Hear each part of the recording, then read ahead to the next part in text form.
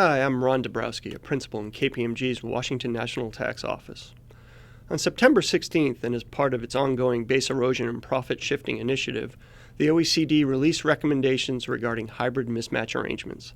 The recommendations reflect the consensus of the United States and the 43 other OECD and G20 countries that are participating in the BEPS project. Hybrid mismatch arrangements are cross-border capital transactions that are treated differently under the laws of different jurisdictions.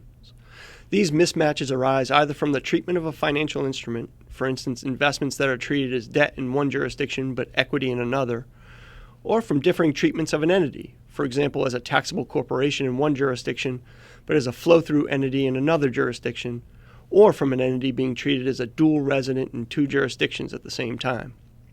The hybrids report targets two base-eroding scenarios. The first involves a deduction and no inclusion, when there is a deduction in the payor jurisdiction, but no income inclusion in the payee jurisdiction.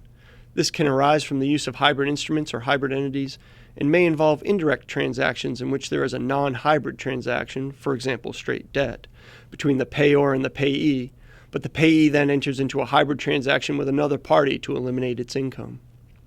The second base-eroding scenario arises when there is a double deduction with respect to a single payment. This arises generally through the use of hybrid entities. The hybrids report is a mixed bag for taxpayers.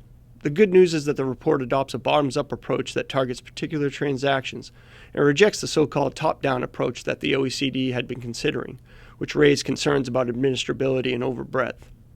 The report's recommendations generally apply only to related party and structured arrangements.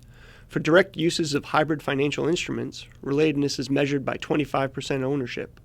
For indirect uses of financial instruments and transactions with hybrid entities, relatedness looks to whether the parties are in a controlled group, generally meaning 50% ownership or practical control.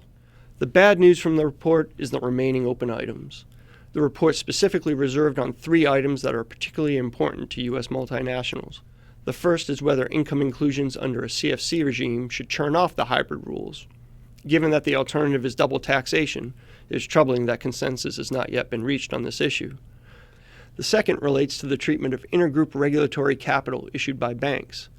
This issue affects primarily U.S. multinational banks who rightfully see this as a tax competition issue at which the U.S. is disadvantaged. The third open item is the treatment of public market repo, sale and repurchase, or securities lending transactions between related parties. This market is huge, and the potential application of the hybrid rules to it raises a number of policy and administrability issues. Finally, despite its length, the hybrids report is quite high level. There's a lot of room left for interpretation. In recognition of this, the OECD has promised to issue a commentary on the report no later than September of 2015 that will address implementation and transition issues.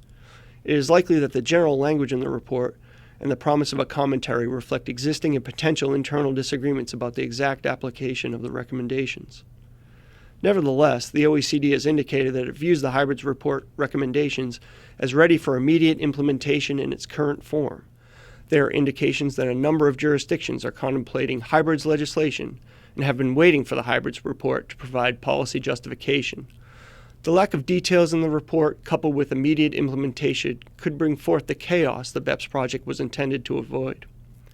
Keeping a close watch on country-by-country developments regarding hybrids, including the presence or absence of transition rules, will be important for companies using hybrid structures.